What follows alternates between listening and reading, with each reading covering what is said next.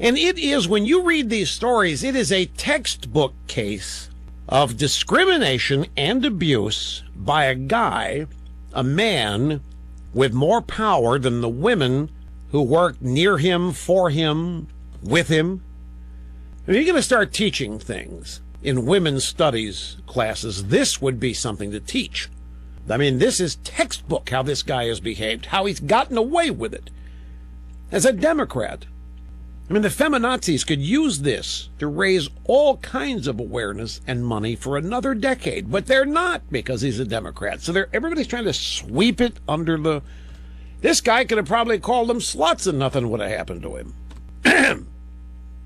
So you got, 30 seconds here to decide whether we want to let that go or cancel that out. We're going to let that one go. Staff approves of that one. Fine and dandy. It's there. The response by all the usual suspects to this mayor, his name is Filner, is nothing. There's no response. Gloria Allred's not doing it. It's nothing. And this is a war on women. This is how it happens. This is real discrimination against women. This is real abuse of women. This is objectifying them, treating them like second-class citizens. This is it. This is what the feminazis have been teaching against forever, and they ignore it. Because the guy is a good Democrat. And above all else, the party and the movement must be saved. And if, in fact, more than saved, not even harmed. You compare this. This is actual abuse. This is actual discrimination. Textbook discrimination. Textbook abuse. And there is not one reaction of note anywhere. And you compare that to the just out-of-control, nonsensical reaction to a word that was accidentally used and apologized for. And I'll tell you, it is stunning. Where are those same exact people on this genuinely abhorrent set of abuses by this mayor? And it's liberal hypocrisy, and essentially liberal hypocrisy is not possible. Liberals are not hypocrites, so it doesn't get talked about, doesn't get reported on.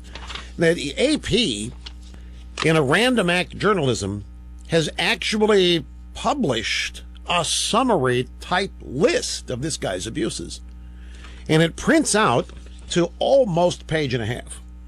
And I'm not going to go through it all, but it involves credible evidence that Filner harassed more than one woman, failed to respect women who work for him, intimidated them, forcibly kissed them, texted sexually explicit messages to them, set up dates with other women in the presence of his former fiancée. Sexual harassment suit was filed against him. In another instance, a woman claimed that Filner patted her buttocks at a campaign event when he was a congressman. Now, you might be saying, oh, come on, Russ, that's not a big deal. It's a pattern. And you let the wrong person pat the wrong buttocks, and it is a major, major headline if it happens to be a Republican doing this. 4 women, including a retired Navy Rear Admiral, tell KBBS Filner made unwanted sexual advances, and this guy's defiant as hell. I'm not going anywhere. What? I didn't do anything. Counseling? Yeah, maybe, but I didn't do anything. Hell would you? CNN exclusive today, 2 more women come forward, say San Diego mayor harassed them, and he did it using his power. This is classic feminazism 101.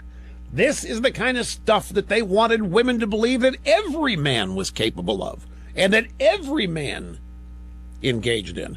And now here is a man who did all of this in spades, but he happens to be a Democrat, and so no big deal. This story today is about a woman named Fernandez, who say the former chairman of House Veterans Affairs Committee used his significant power and credentials to access military sexual assault survivors, and he preyed on them. You know why sexual harassers prey on sexual assault survivors? It's because statistically they are less likely to complain. It's almost like battered wife syndrome. Once it's happened, they sort of expect it to happen again, and they don't report it as often as the first timers. It's all here. Money quote after money quote after money quote. I mean, Debbie Blabbermouth Schultz has called for the guy to resign, but, that's nothing. Pretty much non-event, non-story.